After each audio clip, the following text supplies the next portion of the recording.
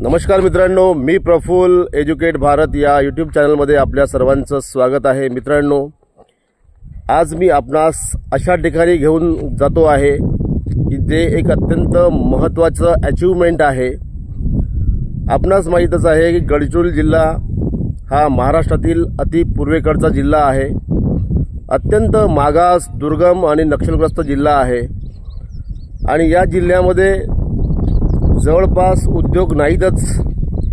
आता कुठे सुरजागडला हेडरी इथे एक नवीन काम सुरू झालेलं आहे, लोह उत्खननाचं काम सुरू आहे आणि अशातच मी आज अशा ठिकाणी आपणास घेऊन आलेलो आहे की जे या गडचिरोली जिल्ह्याच्या भरभराटीला प्रोत्साहन देणारा आहे आणि या जिल्ह्याचं नाव लौकिक वाढवणार आहे। तर मित्रांनो, चला आपणास घेऊन जातो आहे। मित्रांनो, हा ब्रिज मी आपणास दाखवतो आहे आणि हा जो ब्रिज आहे तो रेल्वे ब्रिज आहे आणि आत्ता मोठ्या वेगाने गडचिरोली जिल्ह्यामध्ये रेल्वेचं काम सुरू आहे। वर्षापासून या जिल्ह्यामध्ये रेल्वेची मागणी होत होती, परंतु या जिल्ह्यामध्ये रेल्वे येत नव्हती। परंतु आता रेल्वे निर्मितीला वेग आलेला आहे। रेल्वेचा हा जो रूट आहे तो रूट तयार होतो आहे। ही ओरिजिनल कन्स्ट्रक्शन साइट आहे आणि हा रेल्वेचा रूट आणि त्याचा हा रोड आहे। गुजरातच्या JNL कंपनीद्वारे हे कन्स्ट्रक्शनचं काम सुरू आहे। रेल्वे रूट निर्मितीचं काम सुरू आहे आणि मोठ्या वेगाने हे काम सुरू आहे। जर आपण बघत असाल तर हा जो रस्ता आहे हा रेल्वे रूट आहे आणि समोर जर आपण बघितलं तर रेल्वेचं जे मेन ऑफिस असणार आहे किंवा स्टेशन असणार आहे ते स्टेशन आहे।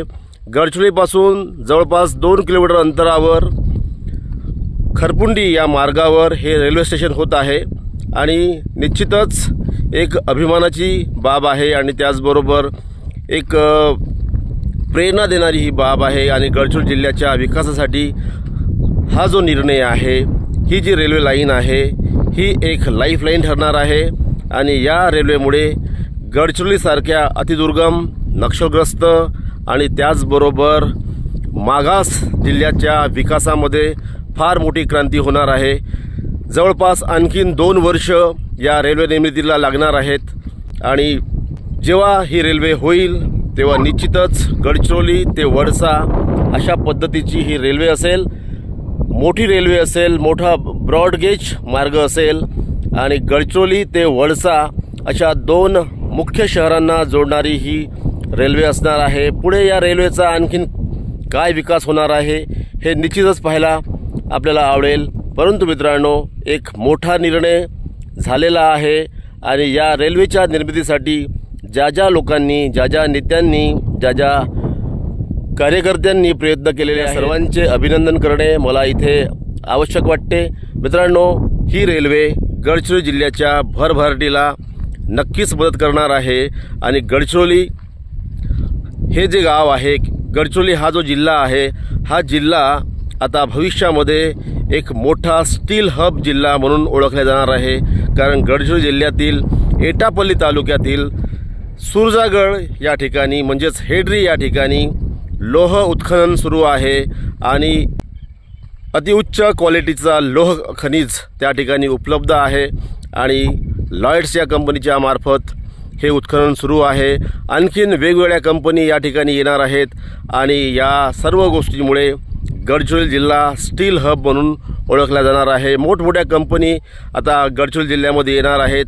या राज्याचे मुख्यमंत्री देवेंद्र फडणवीस यांनी या जिल्ह्यामध्ये लाखो रुपयाचा इन्व्हेस्टमेंट करण्याचा निर्णय घेतलेला आहे। ते स्वतः या जिल्ह्याचे पालकमंत्री आहेत आणि निश्चितच येत्या काही काळामध्ये गडचिरोली जिल्हा हा या राज्यातील नव्हे तर या देशातील अत्यंत प्रगत असा जिल्हा म्हणून ओळखला जाईल आणि या जिल्ह्याला लागलेलेपणाचं जे लक्षण आहे ते कायमचं नष्ट होईल।